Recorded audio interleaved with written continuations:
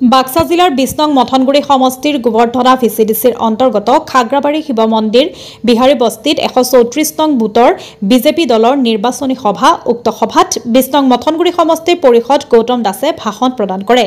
উক্ত সভাত উপস্থিত থাকে বিজেপি দলৰ নেতাসকল প্ৰণৱজ্যোতি বৰ্মন, GM, KAC, অমৰ সিং বসুমতাৰী, উপসভাপতি Mathanguri Mandal BJP, Subrata Chakraborty, election agent Mathanguri লগতে ৩ শতাধিক ৰাইজ উপস্থিত থাকে আৰু সভাখনত লগতে গৌতম দাসলৈও ৰাইজৰ বিপুল সমৰ্থন দেখা গৈছে। গোবৰ্ধনাৰ পৰা সন্তোষ কুৰৰ ৰিপৰ্ট, নিভাজ অসম লাইভ। ৰাস্তাৰ নামত টকা লুণ্ঠন কৰিছে, ঘৰৰ নামত টকা লুণ্ঠন কৰিছে।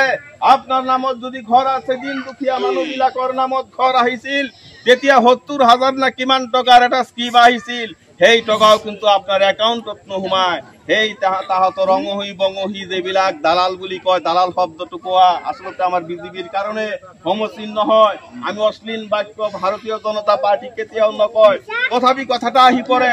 সেই মানুহবিলাকৰ হাতত পৰিছিল টকাখিনি, কৈছিল যে ৭০,০০০ টকাৰ ঘৰৰ ৩৫,০০০ টকা বা ৩০,০০০ টকা আমাক দিব পাৰিলে আপোনাৰ ঘৰটো হ'ব। তেতিয়া এই চুক্তি মৰ্মে তেখেতে ঘৰ দিছিল, অৰ্থাৎ তেখেতে লুণ্ঠন কৰিছিল, লুটৰাজ কৰিছিল।